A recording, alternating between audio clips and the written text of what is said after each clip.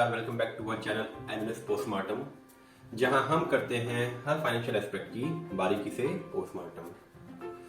तो दोस्तों, आज हम बात करेंगे डेल्टा कॉर्प शेयर की और स्पेसिफिकली ऑनलाइन गेमिंग और गैम्बलिंग इंडस्ट्री की कि कल ऐसा क्या हुआ है कि ये बात करी जा रही है कि सारी online gaming industry, gambling industry survival के लिए स्ट्रगल करेगी, वो ऑलमोस्ट डेथ बेड पे है। तो ऐसा क्या कल डिसाइड हुआ, क्या इम्पैक्ट आया?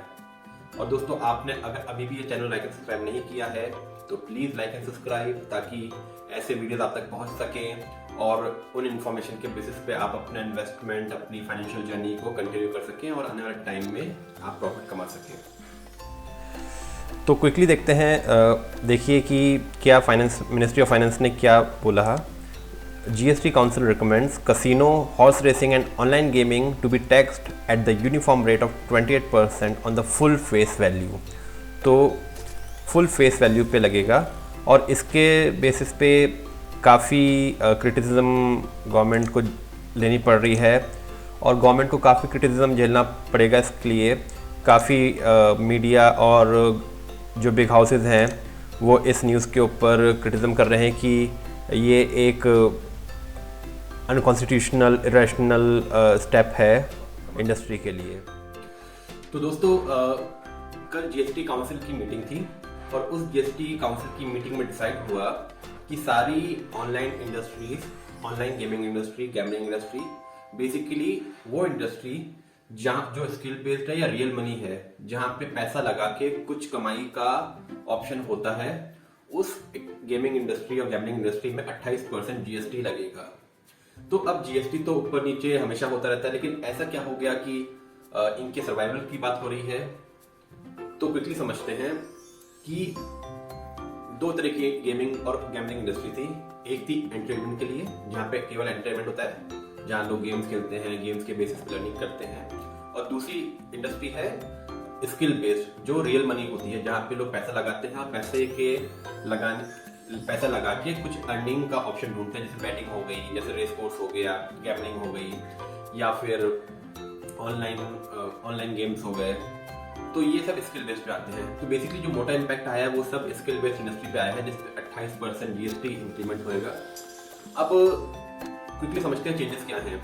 तो पहले क्या था कि सपोज आप 100 रुपये लगा रहे हैं बैटिंग के लिए, online gaming, casino, horse race या जैसे टीम 11, MPL, काफ़ी सारी स्टार्टअप्स थे।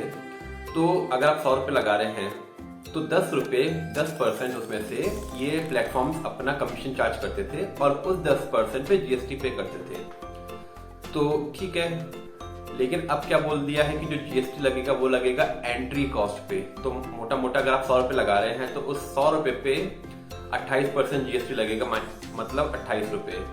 और वो GST पे करना है। अब वो कौन पे करेगा? या तो कंज्यूमर पे करेगा या कंपनी पे करेगी।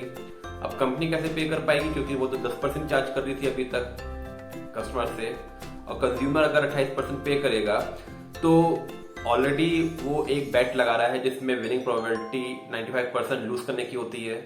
तो वैसे ही वो पैसा कमा रहा है 95%, अब वो 28% उसमें GST भी एक्स्ट्रा करे। तो अब कंपनीज के लिए प्रॉब्लम ये आ गई है कि ना वो आगे पास ऑन कर सकते हैं कस्टमर को ये कॉस्ट, ना खुद ले पा रहे हैं।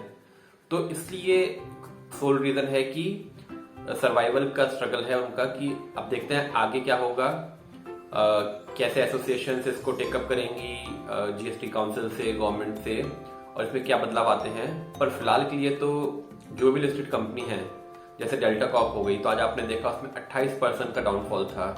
और अभी भी ये बिल्कुल भी एंट्री पॉइंट नहीं समझिएगा कि 28% गिर गया है तो इसमें हम एंट्री करके बाउंस बैक हो जाएगा, नहीं, क्योंकि अब इनकी सर्वाइवल पे क्वेश्चन मार्क आया है।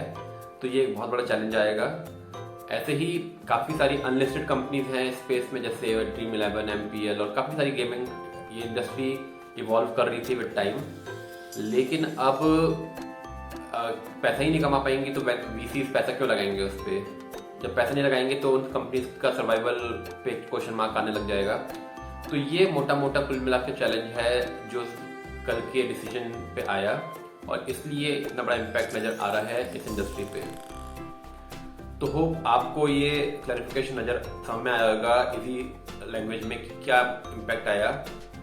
और कुछ कंपनियां नज़ारा टैग हो गई, उन पे इतना इम्पैक्ट नहीं मानेंगे क्योंकि वो 95% उनका जो बिजनेस आता है वो आता है एजुकेशन और लर्निंग प्रोस्पेक्ट से, जिसमें लोग एजुकेशन या फिर एंटरटेनमेंट के लिए गेम खेलते हैं, पैसा लगाते हैं और एंटरटेनमेंट के लिए गेम खेलते हैं। तो उन पे इम्पैक्ट नहीं है क्योंकि उस पर जीएसटी नहीं है, पुराने ही कम लागू होएगा।